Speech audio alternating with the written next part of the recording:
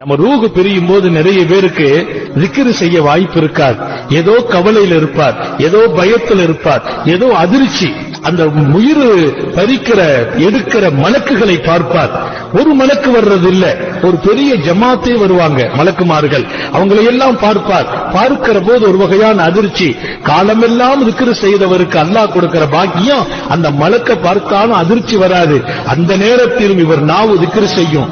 zikரால் நாவு ஈரமா இருக்கும். அதுல இன்னொரு செய்தி எழுதுறாங்க, சக்கராத்துல தாகம் கடுமையா இருக்குமா. சக்கராத்துல தாகம் கடுமையா இருக்கும். அப்படியே நாக்க தூக்கி காட்டுவார். நம்ம தண்ணிய கொடுத்தாலும் அது உள்ள இறங்காது. ஒரு சின்ன கப்புல பால் வச்சிருப்பாங்க, ஊத்துவாங்க, அது தொண்டையில நின்னுக்கணும். ஆனா தாகம் கடுமையா இருக்கும். நாக்கு வறண்டு போயிருக்கும். நாக்க நீங்க பார்க்கலாம், காய்ந்து போயிருக்கும். யார் வளமையா zikr செய்வார்களோ அவர்களை குறித்து பெருமானார், உன்னுடைய ரூஹு பிரியும் போது zikr